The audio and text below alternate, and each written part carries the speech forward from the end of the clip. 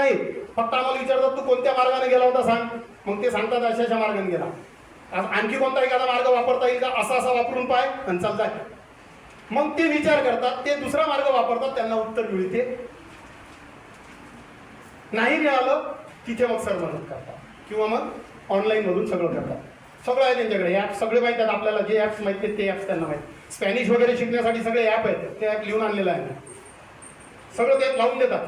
आणि एवढं सगळं केल्यानंतर पहिली ते 8वीचे मुलं 5वीचे मुलं थकत नाहीत का? सकाळपासून शाळेतच असतात, ड्रेस नाही आहे, मनसोक्त कोणत्याही गणवेशात या, कशी या ते पोरं कोणतं असं वाटतच नव्हतं की हे पोरं या शाळेचे आहेत का. हा सगळं आता ग्रामीण भाग होता पूर्ण. 120चा पट झाला, 3 मुलांवरून 120च्या पटची शाळा झालेली आहे. 120 मुलांची. आणि हे जे मुलं आहेत हे मुलं सरच्या मार्गदर्शनात शिकतायत आणि त्यांना मार्गदर्शन करण्यासाठी बाबळेवाडीचे पालक सुद्धा ऑनलाईन क्लासेस घेतात, अबॅकस वगैरेचे सगळे क्लासेस घेतात. अशा प्रकारची एक मनाला, म्हणजे मी तर म्हणतो की मी काहीच सांगू शकत नाही, तुम्ही एकदा जा, अवश्य जा. प्रत्यक्ष शनिवारचा दिवस ओपन आहे, बाकीच्या दिवसात सुद्धा 2-2 ट्रिप येतात. एवढं सगळं झालं, एकही मुलं आमच्याजवळ येत नाही पहिल्या वर्गापासून 5व्या वर्गापर्यंत, एकही आला नाही, कुठेच आला नाही. त्याचा एका वर्गात बसून आपल्याला एवढ्या गोंधळात इथे त्याचं काम चालू होतं. आम्ही त्याच्या मदतून चाललो होतो, पाहत होतो, हे करत होतो, काहीच कोणाला काही घेणं नाही तुमच्याशी. मग नंतर थोड्या वेळाने त्या मॅडम आल्यानंतर आम्ही मागच्या हॉलला बसलो. मागच्या हॉलमध्ये तिथे सुद्धा 2 गावकरी आमच्या समोर आले. त्या गावकऱ्यांनी आम्हाला सगळ्या प्रश्नांची उत्तरं दिली. तिथे मॅडम उपस्थित होत्या. त्या मॅडमला पहिला प्रश्न माझा होता की ही जर त्यांना पनिशमेंटची शाळा होती तर तुम्हाला कोण दिली ही पनिशमेंट, तुम्ही का आल्या भाऊ? संवर्ग 4 मध्ये होत्या त्या. म्हटलं का आल्या तुम्ही, माझा प्रश्न होता त्यांना. म्हटलं तुम्हाला माहित होतं की एक तर वारेगुरुजी सोबत काम करणं खूप कठीण आहे, कशाला आल्या? हे मला नाही वाटत कोणी जाऊ शकेल तिथे. आज आपली पीएमसी शाळा आहे हे म्हणून सुद्धा किती लोकांनी नकार दिला. तर वारेगुरुजी सोबत काम करणं म्हणजे का सोपं आहे का? आणि त्याच्यामुळे आपल्यावर येते, त्याच्यावर आरोप झाला म्हणजे आपल्यावर येत नाही का? ते त्याच्यातून निघाले. त्यावेळेला 3 वर्ष त्यांच्यासोबत गावातले लोक सतत होते, कुठेही आत्महत्या करू नये या माणसांनी म्हणून 3 वर्ष साथ सोडली नाही त्या माणसाने. मंत्रालयापासून घरी जायपर्यंत ते त्यांच्या सोबत होते. नाही तर त्यावेळेला बिलकुल आत्महत्या करायलाच पाहिजे होती वारे सरांनी, एवढं त्यांना टॉर्चर करण्यात आलं. आणि त्या दिवसापासून त्यांनी चप्पल सोडली. आरोपमुक्त होईपर्यंत चप्पल घालणार नाही असं त्यांचा प्रण होता. आणि अशा ह्या शाळेमध्ये ते विद्यार्थी ते सगळं पाहिलं. काहीच कुठं काहीच नाही आहे, शो नाही, काहीच नाही, कुठे सजावट नाही, काही नाही शाळेमध्ये. कुठं परसबाग नाही. आम्ही विचारलं तर आहे ना म्हणे सत्य तिकडच्या शेतात आहे म्हणे. आम्ही समजून गेलो की त्या पोरांनी आपल्याला टरफून टाकलं.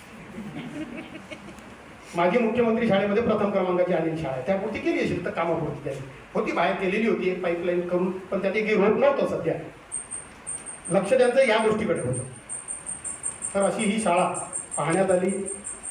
मी जाणार नव्हतो, परंतु नंतर वारेगुरुजीची शाळा पाहणार आहे म्हणून मी मन बनवलं. शेवटी खूप त्रास होता मला, सरांना माहिती आहे की तेच मला मलम लावून देत होते आणि मी माझा अंग शिकवत होतो रोज रात्री आणि दुसऱ्या दिवशी गाडीत बसवत होतो.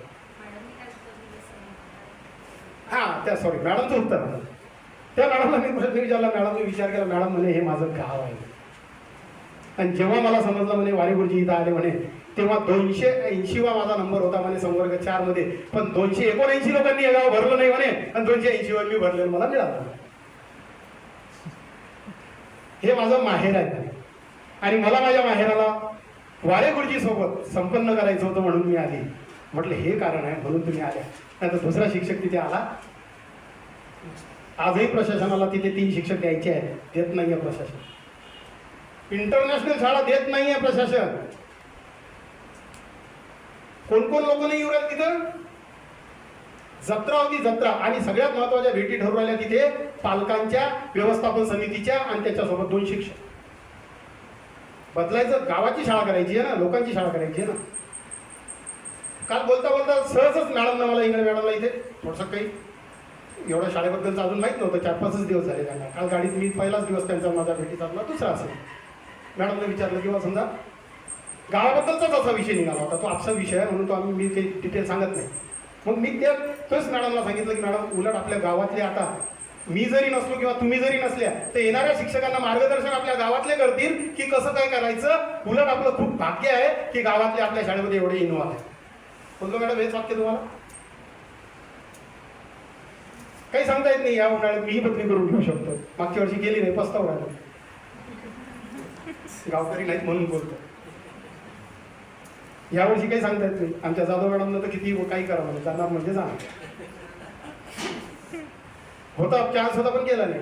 म्हणून मग असे गावकरी 5-10 लोक तयार करा की ते तुमच्या पाठीमागं सुद्धा तुमची शाळा चालवतील. आणि रात्री 1 वाजता हे सामान उतरवलं गेलं इथं.